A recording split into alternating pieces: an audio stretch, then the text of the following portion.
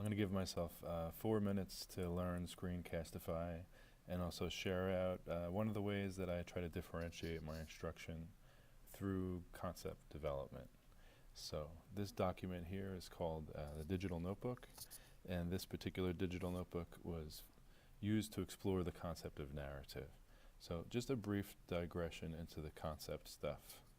On the first or second day of school, I teach my students how individual words are also concepts, and how a word is sometimes a little bit more richer than we might think. So at a snap glance, most people see this word, chair, and they're very comfortable with their knowledge of it. But through a series of exercises, and some of it's silly, some of it's just questioning, we come to realize that we don't quite know as much about that word as we thought, and that the word, or the concept that is signified by the word chair, is actually quite rich. For instance, have you ever built a chair? Have you ever destroyed or deconstructed or rebuilt a chair? Have you ever designed a chair?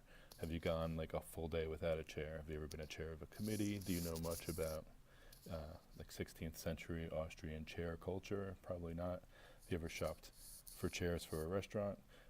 These experiences collectively, if you had done all these things, your knowledge of chair would be a little bit richer. So that's the background.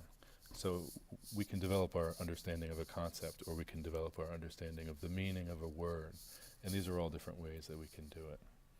Experiment, play around, build, deconstruct, synthesize, etc. Okay, so that's just a little background. So we use the digital notebook as a sort of like a playground or venue to develop our concepts. And in the first marking period, the concept is narrative. So these are some of the instructions my students get. They're invited to reflect and play around and do stuff with their independent reading, and record reflections and notes from class, and pursue different concepts that I've taught directly, or maybe even indirectly, or maybe that I haven't taught at all. So when they run out of their own ideas for what to do in this digital notebook, I've provided a lot of additional ideas.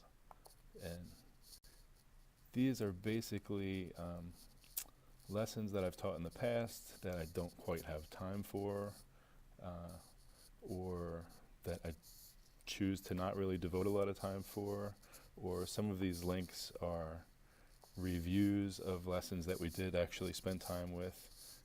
Maybe they're actual handouts that my students got, etc., etc. But you'll see a mix of conceptual articles, or different like practice lessons, or etc., etc. And I just added more and more as the marking period went on, so this was like a living document.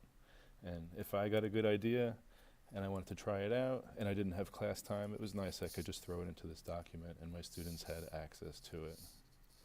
So all these hyperlinks basically go to said documents. So for example, here's one called Mimic, and let's see how I'm doing on time. I have 30 seconds. So this was an actual document that I taught in class in